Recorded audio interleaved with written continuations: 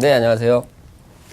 예, 오늘도 이사님과 함께 탄탄한 전략 그리고 속 시원한 부동산 고민 상담까지 기대해 보도록 하겠습니다.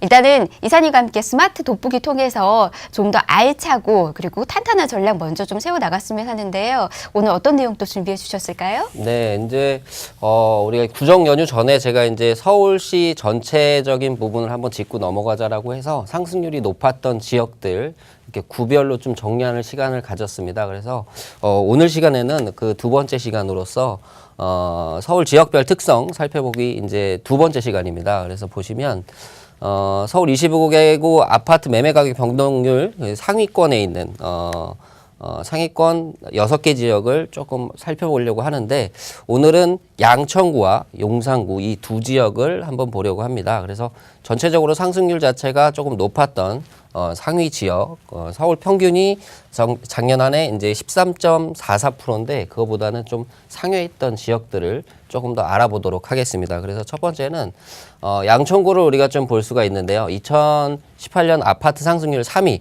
전년 말 대비해서 15.9%가 상승한 그런 지역입니다. 양천구는 이제 목동이랑 신월동 그리고 신정동 세 개의 거주 지역으로 구분이 되는데 우리가 흔히 이제 얘기할 때 신시가지 그리고 구시가지 이렇게 나뉘어져 있는 목동이 있고요. 역시 목동 하면은 목동 기존의 아파트 단지들 1단지부터 15단지들 있는 그런 아파트 단지들이 가장 큰 부분을 차지하고 있다라고 볼 수가 있습니다.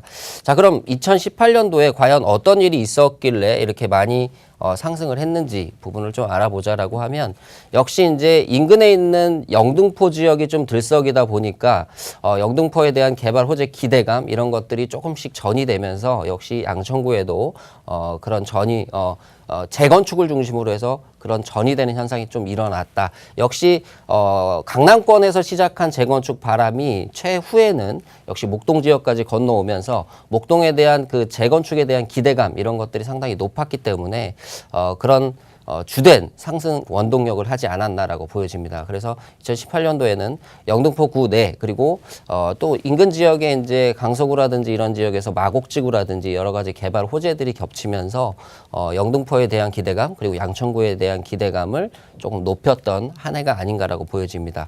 자, 그러면 2019년에 우리가 조금 더 주목해봐야 될 것들 과연 어떤 거에 조금 더 주목을 해야 되는지 자, 첫 번째 키포인트로는 재건축을 꼽아봤습니다. 역시 목동하면 역시 그 신시가지에 있는 그 단지들이 가장 주된 상승 원동력을 차지하기 때문에 그런 부분들에서 재건축 아파트들을 좀 유심히 지켜보셔라. 아무래도 이렇게 보여집니다.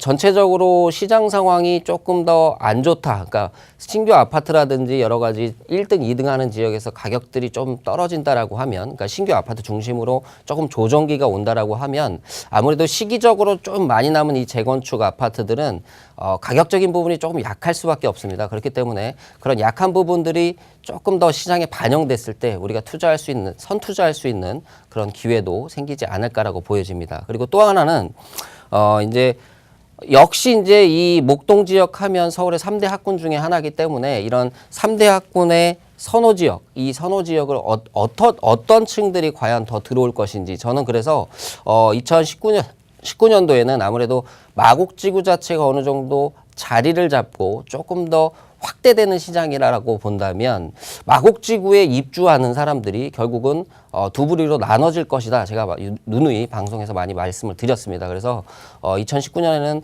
인근 지역에 자녀분들이 없는 이런 가정들은 아무래도 마곡지구 인근에 집을 구하려고 할 것이고 아무래도 자녀분들이 중학생, 초등학생 이상이라고 하면 대부분들 이 목동 지역을 아무래도 유심히 살펴보지 않겠나라고 보여집니다. 그래서 또 하나 우리 지켜봐야 할 것은 역시 이제 목동하면 이 기존에 있는 신시가지 자체가 너무 노후화됐기 때문에 저는 큰 단지가 아니라도 연식적으로 괜찮다, 가격적으로 괜찮다, 그리고 학군 수요, 학군 접근성이 괜찮은 아파트라고 하면 그런 지역도 한번 공략해 볼 만한 그런 포인트가 되지 않을까라고 보여지고요. 또 한 가지는 역시 이제 이 늘어나는 이제 최초에 조금 더 상위 계층의 이 수요자들이 들어왔다라고 하면 앞으로 2019년, 2020년은 그 차후 계층, 그러니까 아무래도 이제 뭐 LG라든지 인류 기업들이 들어가는 그 지역에서 역시 하청 기업들이 점차 이쪽 지역으로 이주를 하고 점차 확대된다라고 하면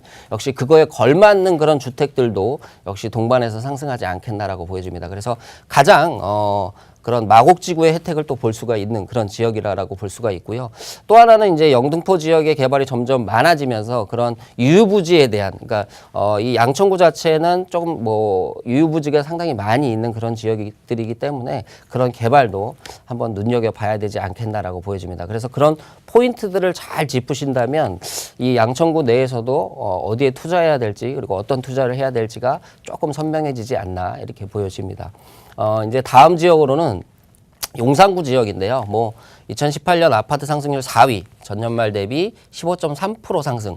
참 의아한 부분입니다. 왜냐하면 용산 지역에 그렇게 얘기가 많았었는데 왜 4위를 했을까? 1위를 해도 괜찮을 것 같은데 라고 이렇게 생각하시는 분이 있지만 용산구 자체는 아파트가 그렇게 많지가 않습니다. 현재 자체로서 용산구 전체 섹터를 비했을 때 아파트가 그리 많지 않기 때문에 아무래도 이 상승률 자체가 조금 낮지 않았나 이렇게 보여집니다.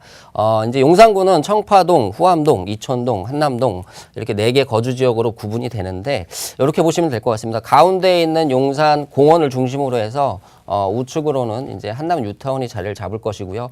역시 이제 삼각지 입구 부분으로 해서 그 좌측편에 국제안무단지 이제 취소된 부분 인근에 있는 그런 지역들이라고 나누시면 될 것 같습니다.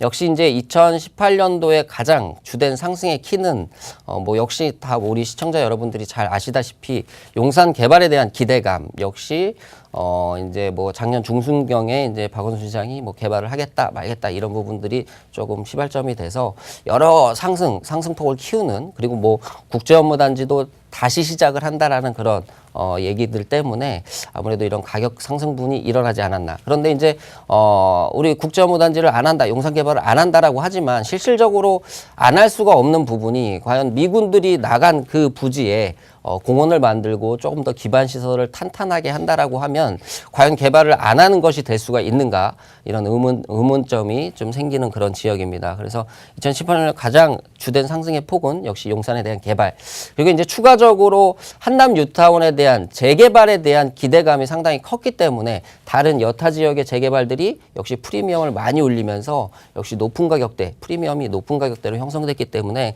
가장 주된 상승의 원동력이 아니었나라고 보여집니다. 자, 그러면 2019년에 우리가 가장 용산에서 주목해야 할 것은 역시 서두에도 2018년도에 있는 주된 상승 원동력이었던 용산 개발에 좀 주목을 해야 되지 않겠나 이렇게 보여집니다. 역시 공원부지가 만들어지고 그리고 인근 지역에 이제 상업시설들 뭐 캠프긴 부지라든지 수성부 부지, 뭐 유엔사 부지들이 이제 상업시설로 좀 변모를 하고, 그리고 용산 있는 한강대로 인근에 있는 이 지역들이 또 새로운 아파트들이 나오고 주상복합들이 나오면서 역시 가격에 가장 주된 역할을 할 것 같은 그런 느낌입니다. 그리고 또 하나는 이제 재건축이라고 써놨는데, 이 용산 지역에 이제 한남 뉴타운이 만들어지게 된다라고 하면 아무래도 기존에 갖고 있던, 물론 뭐 지금도 한강변에 대한 가치가 용산은 상당히 높습니다. 그런데 이 한강변 주변으로 해서 이 재건축되는 아파트들이 조금 사업 속도가 늦어지거나 하는 것들이 있다라고 하면 아까 서두에서 말씀드렸다시피 조금 우리가 접근할 수 있는 가격대가 된다라고 하면 충분히 우리가 투자할 수 있는 포인트가 나오지 않을까라고 보여집니다. 그래서 한강변에 있는 그런 아파트들이 왜 재건축이 안 되는지를 조금 더 꼼꼼하게 우리가 파보고 그거에 대한 이유가 이 정도면 충분히 헤쳐나갈 수 있겠다라고 하면 투자해도 역시 큰 문제는 되지 않겠다 이렇게 보여집니다. 그리고 역시 이제 용산 지역 자체는 크게 공원이라든지 여러 상업시설 개발이 있지만 역시 중심 지역이기 때문에 지속적인 개발 호재, 뭐 크게 얘기하면 공원, 그리고 이제 국제업무단지들이 다시 시작되는, 그리고 이게 교통적으로 얘기하면 신분당선이 이어지는 시점이 거의 마지막 시점이 되지 않을까라고 보여지고요. 또 하나 이제 한남 뉴타운 자체도 워낙 길게 너무 사업을 끌어왔기 때문에 아마 올해 중후반기 정도에는 이런 3지구라든지 이런 지구가 좀 움직이면서 역시 전체적으로 용산 지역의 가격이 좀 들썩거리지 않나라고 보여집니다. 자, 우리가 이제 대부분의 용산 지역을 아파트 위주로 좀 보는데 저는 한 가지 좀 팁을 드리자라고 하면 조금 이 지역의 대지 지분에 투자한다는 생각을 갖고 조그만 소형 평수들도 한번 눈여겨서 보시라 이렇게 좀 말씀드리고 싶습니다. 그래서 오늘 두 번째 시간으로서는 양천구와 용산구 지역에 대한 2019년에 투자 일정 그리고 작년에 어떻게 올랐는지 이런 부분들을 살펴보았습니다. 오늘 제가 준비한 내용은 여기까지입니다.